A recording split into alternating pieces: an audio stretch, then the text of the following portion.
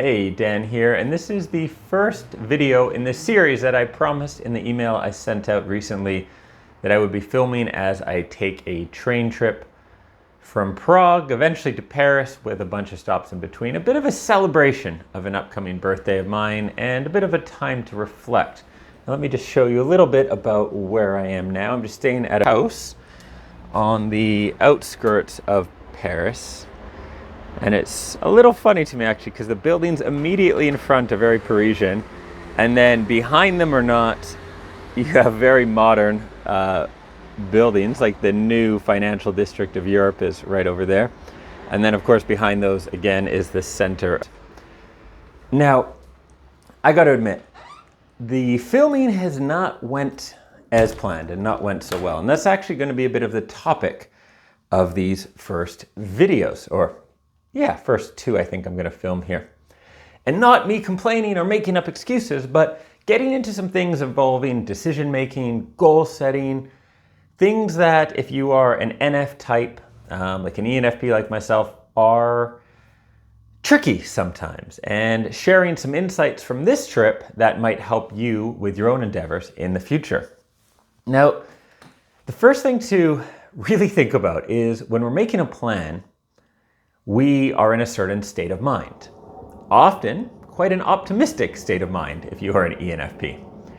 And sometimes we plan based on how we feel in the moment, right? So I'm planning a train trip across Europe and I'm feeling relaxed and energized and like I really crave adventure. You know, I'm in Prague, I've been sleeping well, got my sauna, life is good. Well, is that how I'm going to be feeling 3 or 4 days into a train journey, you know, where I get to Berlin, go to the hotel, you know, spend a night out, maybe have a little too much of whatever it is you drink in Berlin. Then the next day, another train, another hotel, etc. Am I going to be feeling that same way on day 3, 4, 5? Or might I want to feel like maybe a bit more time to relax, or I'm a little tired, or this or that, right? So often when we are thinking about a plan, say you're going to write a book or start a business or host some big event, well, when you're planning it, you're in a certain state of mind. And one of the things that can really help your chances of success is to take yourself and think forward, how am I going to feel in that moment? A week from now, 3 months from now, etc. And this can be really helpful, not in a way of discouraging going after the goal, but in planning for it, and in planning for when you're not quite in the best state, what to do about it, right? Some of you know I do the keto diet usually, not on this trip, which is another reason I probably haven't been quite as focused as I would like. And one of the parts for me about sticking to a diet is planning. And by planning, I mean not having anything in my house that I really would want to eat that I can't eat. Because it's really easy the first week of a diet in the morning to follow it. But what about that day when it's like 12-hour long day, you're really tired, maybe you've had a great day, maybe you've had a stressful day, but your mental energy is exhausted. Are you going to be able to stick to it then? Some people, yes, but do you want to tempt yourself, right? Do you want to come home really tired, a little stressed? Maybe you were just at the gym as well, so you're hungry and you feel like you deserve it, and you're like, there is that tub of Haagen-Dazs I bought just in case a friend comes over. I don't know if you want to do that, right? And so in my case, my plan for this trip was to write a series of articles and essentially emails that I would share with my subscribers, film some videos, and make some progress on my book as well. Actually, quite a lot to pack into 4 or 5 days. But I thought, okay, there's these train rides that are ranging from 2 hours to 10 hours, and that's plenty of time. I love working on trains. That whole experience works really well for me. That made sense on the surface.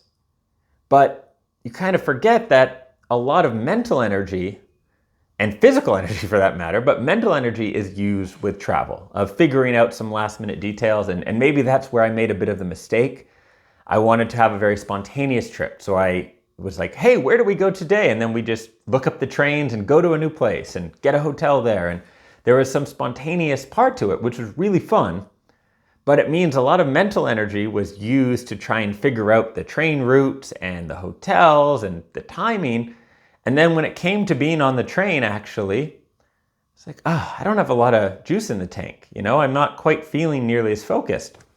And I'm going to do another video about ENFPs and the balance between novelty and routine, and a lot of experiences with that. So keep an eye out for that video as well. But it's that aspect of we have limited mental energy, and that's getting used throughout our day. And certain tasks require a lot of it. And if you're like me, you probably don't have a ton of this mental energy, especially for the tasks that you don't necessarily love doing. Things often for ENFPs like accounting or admin or things like that. But also for things that just require a huge amount of focus. So for instance, I love writing, but I've got to be in a certain state, a good state for it, right? And same with filming videos to some extent. Now, sometimes I turn on the camera and just force myself to do it and it kind of works, but usually not. And so when you're planning ahead, say you have a project you want to achieve in 3 months, you want to launch your new business within 3 months. You want to think about the obstacles that can come in. You can be an idiot like me and say, well, in theory, there's 8 hours a day that I could be working on these train rides. But is that really true? Are you going to have 8 hours? Or are you going to have things come up with your friends, with your family? Are you going to have bad days? Are you someone who maybe once a week, once every couple of weeks, you have a really bad day or a couple days of low energy? Plan for that. Because one of the things that happens with, especially with ENFPs, but to some extent everyone going for a goal, is we make these ambitious, perhaps overly optimistic plans in terms of the timeline and what we can get done. The actual outcome, like my outcome for this was film a series of videos and write some articles about getting older and about insights on life and things like this. That's a great outcome. The thing was, I thought I will do that and edit my book and do all this and film extra videos, all while balancing a very tight travel itinerary. And Mila, who I'm traveling with, hasn't seen most of, maybe any of the cities we're going to actually. So I'm also trying to play tour guide and show her as much. I've lived in Berlin, I've lived in Hamburg, I've lived in Paris. These are places we've been so far. So I'm trying to show her as much of the city as I can. And so is it really realistic to have thought I'm going to have all this extra time to be filming, to be writing, and to do all these things? So with your own projects, think about that. And one of the things that I found works really well is to minimize the amount of time we think we will need for something. And so, as I was saying, one of the problems with us is we get overly optimistic. Then when we get into it, we're not making as much progress as we thought we would. And this is only a problem because we haven't planned, say, to have enough time to get it finished. And then we hit some kind of a hard deadline, like we have to go back to a job or we have a trip or something interrupts us. Or we just start feeling crummy about ourselves because we say, well, I planned to do this much in 2 weeks and I haven't done this much. So I guess I'm doing something wrong. Something's wrong with me. Maybe I'm not cut out to be, insert what it is you want it to be. And so you get in the spiral and then change direction. And as I've talked about in other videos, that's sometimes where shiny object syndrome comes from, is it's that we haven't given ourselves enough time to actually succeed. We get impatient and we change to something new, thinking that we were kind of failing, but we weren't actually failing. We were just on track, going slower than we optimistically thought that we would. Another example about how this can play out is just on the actual filming. So in my optimistic mind, I was thinking, yeah, we're going to be in these cities I mentioned. We're going to go through the Alps on the train. We're going to be in Switzerland, all these places. That'll be amazing for filming because I'm imagining beautiful locations and filming in them makes total sense, right? But when you actually fast forward and think about it, it's like, well, actually in, let's say Geneva, we're going to just be there for lunch for a few hours and probably fairly close to the train station because we'll get off, find a place for lunch. Is that really where I like filming? Personally, I don't love to film in crowds. I film some videos walking and talking through crowds and things like that, and sometimes I can get in that mode, but sometimes I feel a little more insecure about it. Or in my mind, I'm like, well, we can film on these trains, but realistically, I can't film in a quiet room of 50 other people listening to me. Like, I'm pretty confident on camera, I'm pretty confident talking, but to know there's 50 people there just hearing me ramble about this ENFP thing, I don't know, it just makes me kind of insecure, a little awkward with it. So in theory, yeah, I'll be in all these beautiful places, but will I actually be in the right environment for the level of sound and my personal comfort and have the time to actually film? Maybe not, right? We'll see as these next few days what I can manage. I'll definitely aim to get a few videos with some better scenery.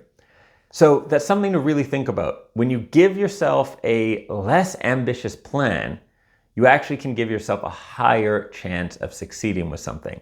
Because then if you hit some roadblocks, you have time to adjust and you still feel good about yourself. Whereas if you set too ambitious of a plan, and I don't mean ambitious in terms of a long-term impact, but I mean ambitious in terms of a tight time frame to get there. When you do that, you get behind very quickly. Then you start feeling bad about yourself. Well, when you're feeling bad about yourself, that is not a great place to achieve things from.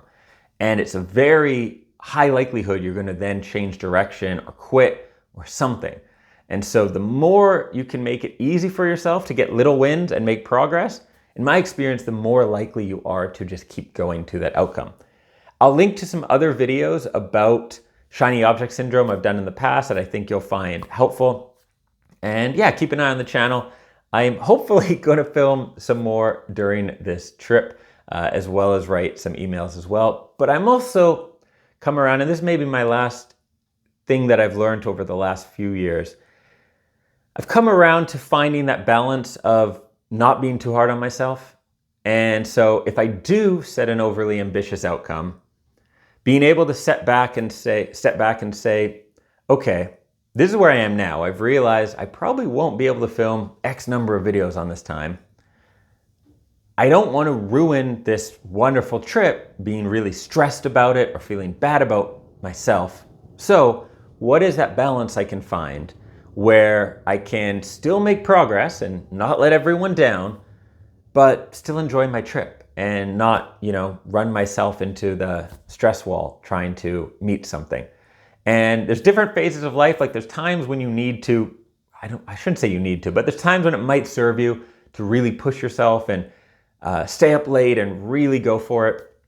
And there's other times where you want to find a balance. And I will say I'm at the time in life where I definitely want to find the balance, where it's not worth destroying my body, having lots of stress, all that, to achieve some arbitrary thing I came up with on a whim, right?